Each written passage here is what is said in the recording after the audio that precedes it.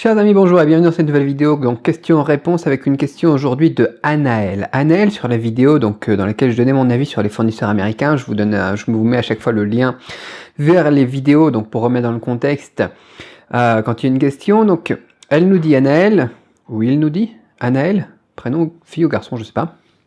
Quoi qu'il en soit, cette personne qui a laissé un commentaire nous dit: quelle plateforme de fournisseurs américains recommanderais-tu s'il te plaît? Ça, c'est une question très intéressante. Parce que ça dépend pourquoi. Tu vois, souvent on me pose des questions et justement, ça manque de contexte. Plateforme de fournisseurs américains, franchement, moi, il y a deux choses auxquelles je pense quand on me demande de parler de mes fournisseurs américains, c'est ce que moi je fais. Et donc, je vais te donner tout simplement ce que je fais. Après, tu verras si ça te va, si ça répond à tes questions, ou sinon, je t'inviterai effectivement à compléter un petit peu ta question, on en fera une autre vidéo. Deux choses que je fais. Première chose, c'est travailler avec des fournisseurs qui sont recensés sur des annuaires de fournisseurs, dont Alibaba. Sur Alibaba, encore une fois, on n'a pas que des fournisseurs chinois.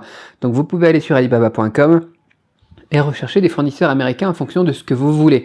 C'est très intéressant. Moi, j'aime beaucoup Alibaba, donc .com pour l'agriculture notamment. En tout cas, moi, ce qui me touche, voilà ce que je fais.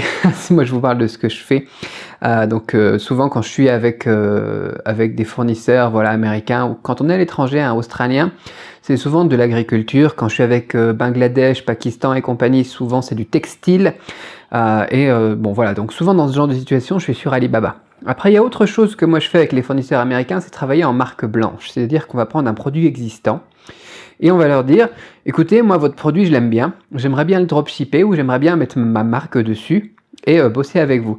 Et éventuellement, on l'envoie donc soit depuis votre usine, soit depuis mon entrepôt aux États-Unis. Et dans ce genre de situation, qu'est-ce que je fais? Je contacte les usines directement. C'est-à-dire que moi, il y a par exemple une usine qui fait, si on restait dans l'alimentaire, par exemple, une usine qui fait des vitamines. Moi, j'ai beaucoup aimé, beaucoup regardé ce qui était compléments alimentaires. Donc une usine qui fait des compléments alimentaires, et donc je les contacte et je leur dis: ok, moi j'aimerais bien aussi faire un truc de complément alimentaire, un Nootropics par exemple, pour booster les capacités cognitives, les trucs comme ça.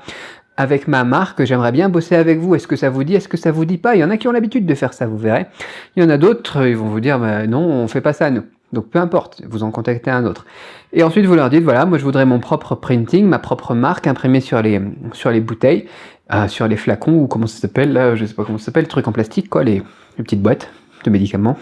Et puis je voudrais donc que vous l'envoyiez ensuite directement depuis votre usine, soit en gros à mon entrepôt, soit même au détail. Si par exemple ils ont un site internet, ils ont l'habitude du e-commerce, de la revente au détail, je leur envoie un fichier CSV, un tableur avec mes commandes à chaque fois, chaque jour notamment, pour qu'ils l'envoient directement chez les clients. Et ensuite, moi, je prends ma commission, je les paye d'un coup, et puis voilà. Donc, on a plusieurs manières de faire. Soit je les envoie, je les paye, ensuite je récupère une commission.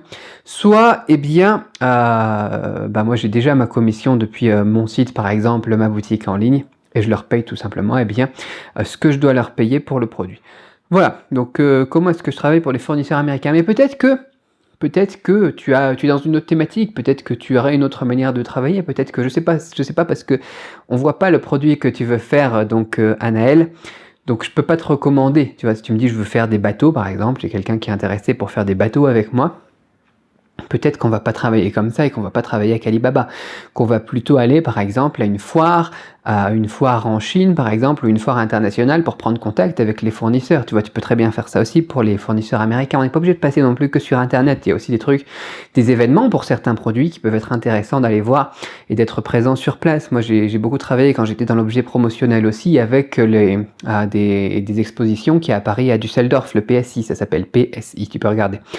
Donc j'étais allé à Paris, j'étais allé à Düsseldorf, quoi. C'est intéressant pour rencontrer les fournisseurs des importateurs européens. Donc ça dépend encore une fois de ton projet. Mais ce qui est important de toute façon, c'est en fonction de ton produit d'aller là où ils sont. Voilà. Les usines chinoises, t'en as beaucoup qui sont sur Alibaba, donc je vais sur Alibaba. Mais après, pour certaines thématiques, comme du thé par exemple, Alibaba, ça va pas être intéressant. Donc tu vas aller où? Tu vas aller sur place, tu vas aller à des expositions, tu vas aller à... je sais pas, enfin voilà.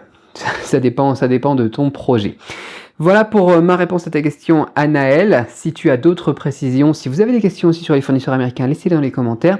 Et puis, je me ferai un plaisir de compléter ça dans d'autres vidéos pour aller un petit peu plus en profondeur dans cette question. Peut-être que dans les choses que j'ai évoquées avec vous, de ce que je fais, moi aussi, il y a des des choses qui tiltent chez vous et vous dites, ah tiens, travailler en marque blanche, ça serait pas mal, ou ah tiens, ouais, pourquoi pas, le bateau, les choses comme ça, ou les forums, les expositions, les salons qu'on peut avoir à Paris, à Düsseldorf ou partout dans le monde d'ailleurs.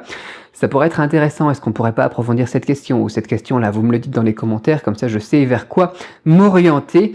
Et puis lâchez un pouce bleu si vous apprenez des choses, et puis partagez cette vidéo, abonnez-vous à la chaîne parce qu'on va répondre à d'autres questions. Et moi je vous dis à très vite pour une autre vidéo. Bye bye.